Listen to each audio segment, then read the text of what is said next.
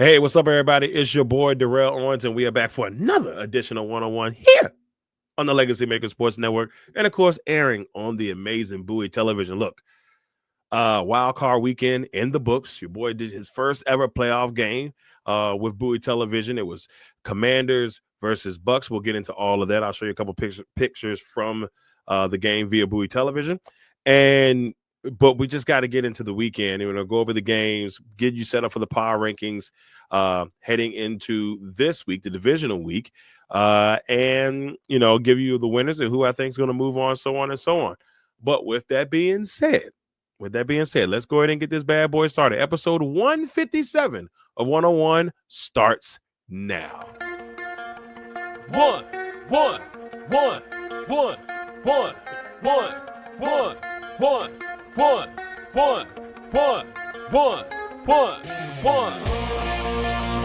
Welcome to the 101. When it comes to ratings, man, we number one. I get the truth, then I give them the scoop. If anybody got a question, I give them the proof. Welcome to the 101. When it comes to ratings, man, we number one. I get the truth, then I give them the scoop. If anybody got a question, I give them the proof. Welcome to 101 at Legacy Maker Sports Network.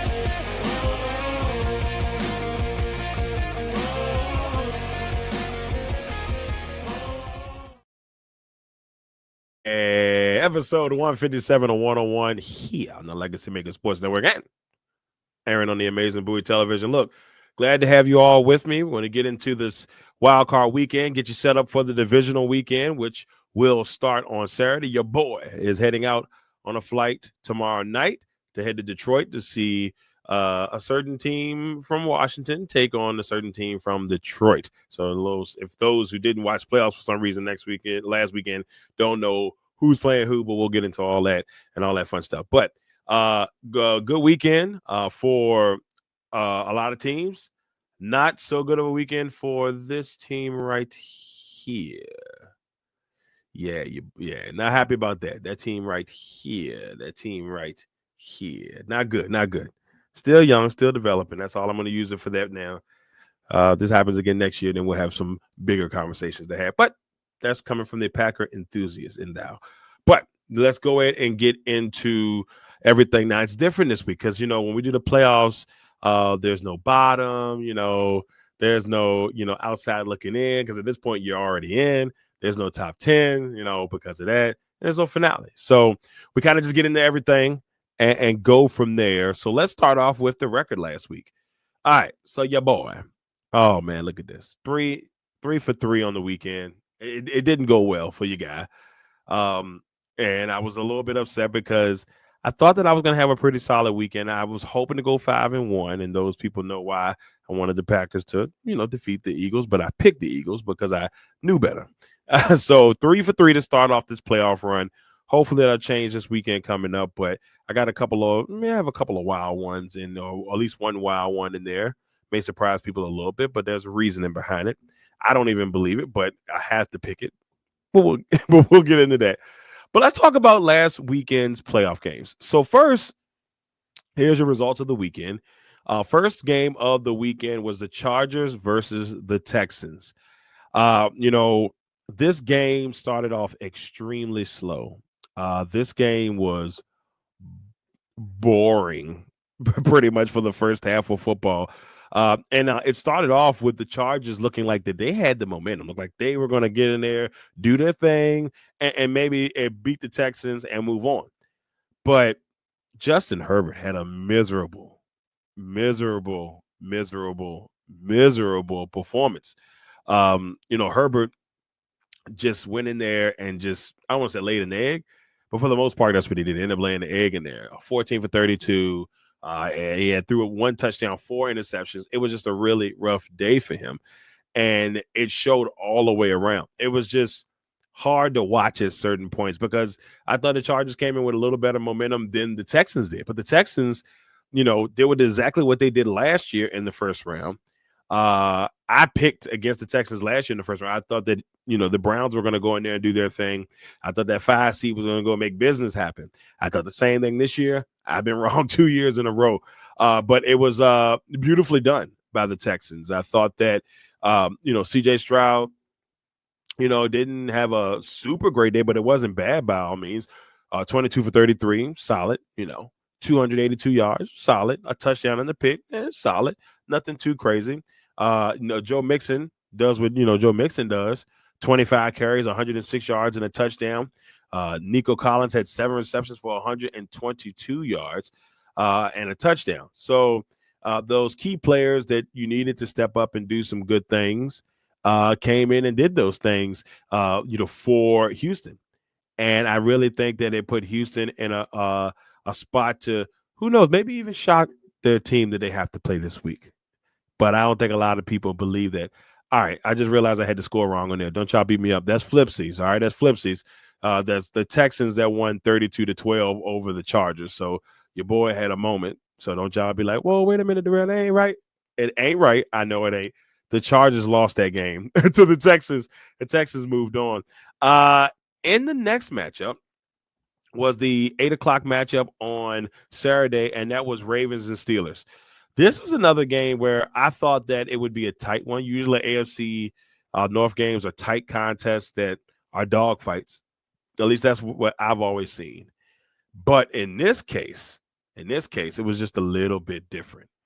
And it felt like it didn't click the way it needed to click for Pittsburgh. And they came into this playoff game losing 4 straight games. They were 10-3 at one point. They were cruising right along. Then that back half of the season happened.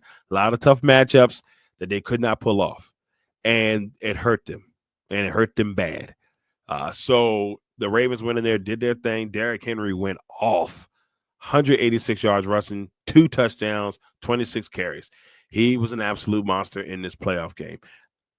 I've said since the beginning of this playoff, if the Ravens want to go to the Super Bowl, it's not going to be because of Lamar Jackson.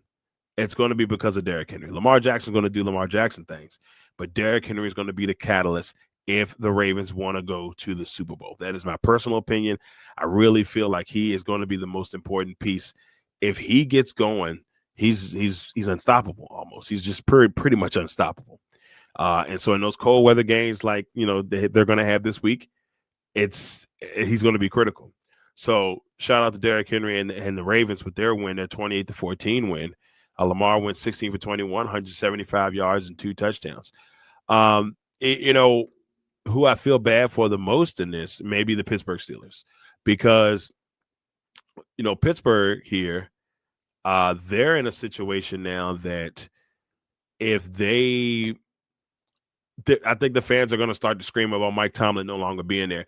That could be a very interesting situation in the offseason for Pittsburgh fans. Now, me personally, I don't think Mike Tomlin should be going anywhere. I mean, he's got a winning record. He always keeps the Steelers relevant. And I can't even tell you how many teams can say they've been relevant for at least, 17, 18 years straight. But there are fans saying, well, wait a minute, he hasn't won a playoff game since 2016. Touche. That is true. So that's something that they've got to fix or figure out quick. So that's why the whispers of him being out of town are growing stronger. That's something that you just have to look out for. So the Ravens move on. Then we move to Sunday. Sunday 1:00 matchup. We had the Buffalo Bills take on the Denver Broncos. Denver started this game off, had a brother thinking, because I was laying in the hotel room getting ready for that 8:00 matchup with the Commanders and the Bucks. And I'm sitting there watching it. And I'm like, man, what a great start. What a great start for the Broncos. This is exactly what you want. You come on there, get the early touchdown, get the bomb, and get the energy going in Denver's favor. From that point on, it slowly but surely changed. Slowly but surely. We saw a Bills team go in there and slowly but surely pull away, and the Broncos could not do anything offensively. And by the end of that bad boy, it was 31-7. Josh Allen, 20 for 26, 272 yards and 2 touchdowns. James Cook, 23 carries, 120 yards and a touchdown. Curtis Samuel had 3 receptions, 68 yards and a TD. And that's what made this Bill team so different, throughout this season. It's just the diversity on the team. Now, a lot of people were saying in the past, well, he's got to, focus solely on Stephon Diggs. Well, now he's kind of bouncing it around, and everybody's shining. The Shakurs, the Colemans, the Kincaids, everybody's kind of sharing that thing. James Cook has become the running back that they've been needing for years. They've got that now. So everything's just really clicking for Buffalo.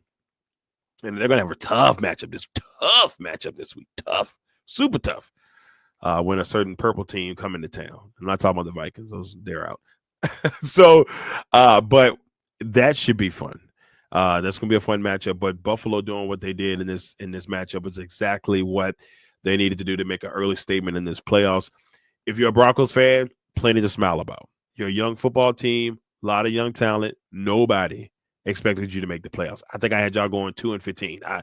And I'm man enough to admit that. I got it's on episode whatever the first episode was of this season, but that week 1 power ranking, I vividly talked about how I thought that they were going to be 2-15, and it was just going to be a rebuilding year. They got to try to figure it out, but they make the playoffs.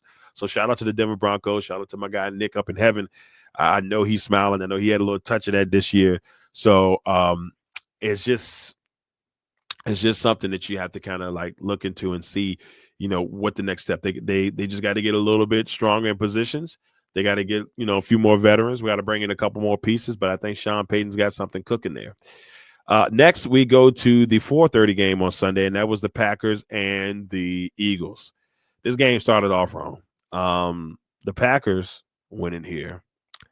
First play and of the drive, Nixon fumbles the football. Now, from the replay I've seen, and maybe it's because I refused to watch the game after a certain amount of points, because when I was getting ready for the Commanders and Bucks game, they were showing it on the huge screen. So, while I'm, working, I mean, occasionally they're screaming it so you can hear everything that's happening. And then the Packers just never came to play. And that's disheartening, because the team that at points and times a lot of people thought could be a Super Bowl contender just didn't show up. Too young. They're just too young. But anyway, Nixon fumbled on that opening drive, and that right there told me, I said, this is going to be a rough one. And he starts complaining, talking about he doesn't want to be a kick returner, even though he's an all-pro at kick returner. Make that make sense? Let's not be to something that's making you, relevant in the league. But he was like, I want to be one of the best safeties and corners, or I think it's the best corners in the league. That's fine and dandy. But, you better really put some work in to make that thing happen. Besides the point. But the Packers were still in this game. I mean, they were heading into the fourth quarter, and it was 16-10, and they had opportunities and could not pull it off. Even after starting off so bad, even Jordan Love having a miserable performance, they still had a chance to win this game. Jordan 20 for 33, 212 yards, and 3 picks. No touchdowns, 3 picks. Absolutely disaster. But I want to give a shout out to 2 players. Got to give a shout out to 2 players for the Packers. There's Josh Jacobs, who was worth every bit of the money this year, 18 carries, 81 yards, and a touchdown. He said he came to Green Bay because he wanted to win. They've got pieces there. They're just not there yet. But the way he played on Sunday, if everybody played like that, then we're talking about the Packers moving on. We're talking about the Packers going to Detroit. And then, I unfortunately would be sending my way to LA.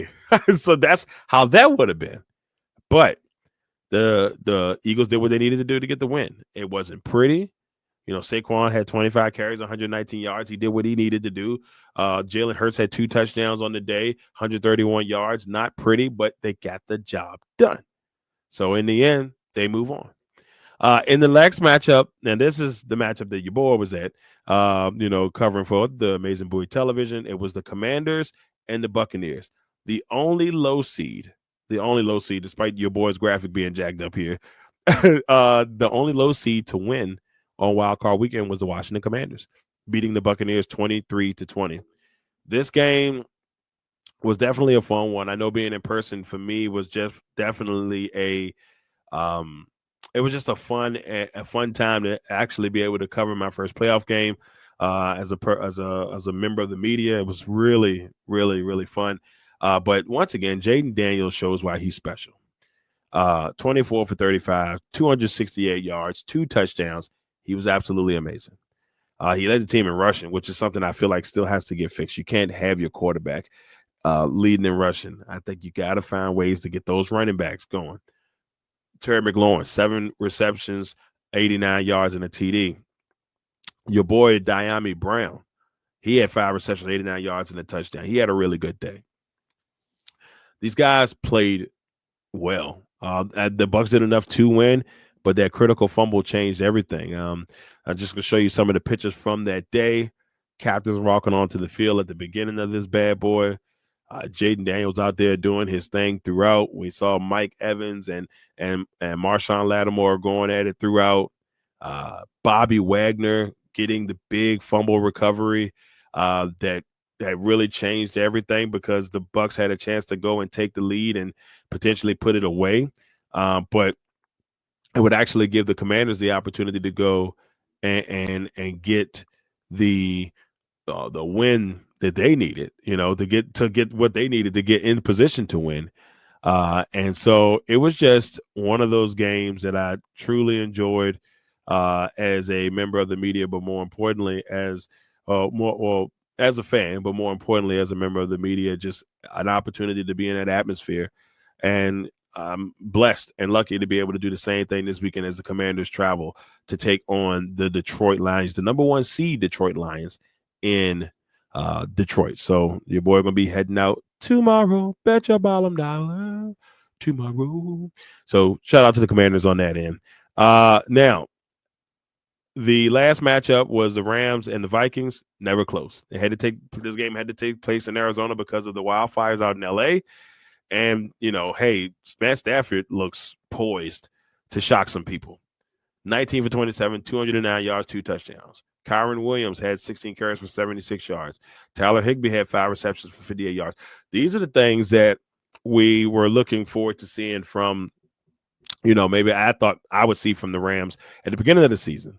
Hence why, other things, but we'll get into that in a minute. And they went out there and they just punched him in the mouth. And they sacked Sam Darnold 19 times, 9 times, same amount of points they had. 9 times Sam Darnold went down. And it's a big disappointment for the Vikings because I think, a lot of people thought that maybe they could shock some people. Heck, I had them beating the Lions in that week 17 matchup or week 18 matchup to try to win the division because I just thought they were playing really good football defensively and so on and so on. But unfortunately, just wasn't ready for the big time. Just wasn't ready for the big time. So those are the scores from the weekend. Now, let me give you my power ranking heading into this weekend. So at number 8, I got the Houston Texans. Despite their win, I still think that they're still trying to figure it all out. It's going to be tough for them. They got a very tough number 1 seed this week. So but I got them at number 8, and I still think they could, maybe do some damage. At the beginning of the season, I believe I had them going into the AFC Championship game, but I haven't seen enough of it of last year's team, and with the injuries, I don't know if it'll be enough. At number 7, the Rams. Even though I have the Rams at 7, I still think the Rams can do some damage, and you gotta watch out for Matt Stafford. You just gotta. You can't just let Matt Stafford sit there and think, oh, it's just Matt Stafford. No worries. No, you can't do that. Matt Stafford is a Super Bowl winning quarterback. And with the teams that are left in the playoffs, there's only 2 guys that have rings. All right. And that is Pat Mahomes and Matt Stafford. Now, we've seen Jared Goff go to the Super Bowl, so he knows what it feels like. We've seen Jalen Hurts go to the Super Bowl, so that he knows what it feels like. But there's only 2 that got the ring. And that is the Rams and the Chiefs. The only 2 franchises that win Super Bowls here in the last, 5 years? Just those 2. Just those 2. So at number 6, I got the Washington Commanders. I just feel like Washington, I have Washington 6 because they've been playing good football. They've been squeaking some wins out, some last-second wins, but sometimes when you just got the momentum on your side, that's just kind of the way things go. So I got Washington at 6, but we'll see. We'll see. At number 5, the Philadelphia Eagles. I think the Eagles, yes, they beat the Packers, but it wasn't pretty. And sometimes you're going to run into some non-pretty stuff in the playoffs. They're still a way too talented team to have them too low on this list. But I don't think they're better than the guys that are in front of them on this list at all, neither. But we'll see if they can, get to the NFC Championship game. At number 4, I got the Baltimore Ravens, which still makes this tough because Lamar's having an MVP season, and he's been killing it. You got Derrick Henry, who's been killing it. The defense has played extremely well. Zay Flowers is down. I don't know if he'll be back this week or not, or this weekend or not. We'll see. But I got him at 4, and that really doesn't mean anything. But that's kind of where I just see it sitting right now. At number 3, the Buffalo Bills. The Bills are a team ready. In my mind, I think they're ready to make this finally get over the hump. But they've got to beat 2 really good teams in order to do that. 2 really good teams, unless the Texans shock the world. But they're going to have to be 2 really good teams to do that. Same thing with the Ravens. So we'll see if they can do that. But right now, I got them at 3. At 2, the Detroit Lions. The Lions are, in some people's eyes, the best team in football. I had them number 1 in the power rankings and after the last week of the regular season. But the Chiefs are the champs, and that's why I have them at number 1. And until somebody beat the champs, they're going to be number 1 on this power ranking. So I'm just going to be as honest with you as possible. That's just kind of where they're going to be on my power ranking until proven otherwise. But there it is. Power rankings heading into the divisional weekend. We got the Texans, the Rams, the Commanders, Eagles, Ravens, Bills, Lions, and number 1, the Kansas City Chiefs. All right, let's go into this weekend's actual games and times. So Saturday, 4:30 p.m. on CBS, you've got and I think I forgot to change the time on all the place or who's got the other game. So y'all got to beat me up. Look, your boy's tired. He's been doing a lot of running the last couple of days, so I might have messed up on some things here. So first of all, the Chiefs and the Texans matchup is actually going to be on ABC. So I'm so sorry about that. CBS does not have that game. I messed this up big time, y'all. So the Chiefs and the Texans, they are the 1 versus the 4 seed. That is the 4:00 game on Saturday. That will be on ESPN, ABC, and ESPN Plus, not CBS. Okay, so y'all fight me later. That should be a very interesting one.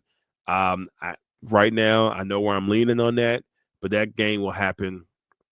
That game will happen on Saturday at 4:30. The 8:00 game, which is actually happening on Fox, so I did get that one right. I really messed up because I think I only got one of these right out of all of them. We got the Commanders taking on the Lions in Detroit, 8 p.m. on Fox. Should be a fun one. In Detroit, I am super excited to be able to go there, see that atmosphere, and see if the Commanders can pull off the upset. That's where I'm glad to kind of be at to see if that goes down on Saturday. Now, moving to Sunday, which I got completely wrong. The 2 seed versus the 4 seed, 3 p.m. matchup on NBC, not CBS / Peacock. So yes, yell at me later. But that matchup also could go either way. But I'm hearing snow in Philly. I don't know if that's going to be the case, but I'm hearing snow around 2:00. So if it's snowing, that does give it a different element into that game. And then last but not least, and in this game is on CBS / Paramount Plus. Man, how did I get this so wrong? I am so sorry, y'all. We got the Bills taking on the Ravens. The Bills looking to get a little revenge from that regular season matchup where the Ravens beat the dog crap out of them. And then the Ravens are looking to get back to the AFC Championship game, potentially playing against the Chiefs one more time with a trip to the Super Bowl on the line. So those are the matchups. Kansas City versus the Texans, not on CBS, but on ESPN. We got the the Lions and the Commanders on Fox, actually right. We got the Eagles taking on the Rams. That one is going to be on NBC. And then, of course, the 6:30 matchup on Paramount and CBS would be the Ravens and the Bills. And my winners for the weekend, this is how I got it. I got the Ravens beating the Bills. And I hate for that for Josh Allen, but I just think the Ravens. I think the Ravens are going to pull it off. I got the Chiefs winning against the Texans. I got the Lions winning against the Commanders, which I hope that I'm wrong. I'm hoping I'm wrong. And then the Rams defeating the Eagles. If the weather permits, I think that they got another run in them. And you're probably saying, Darrell, how could you go this route? How could you not pick the Eagles?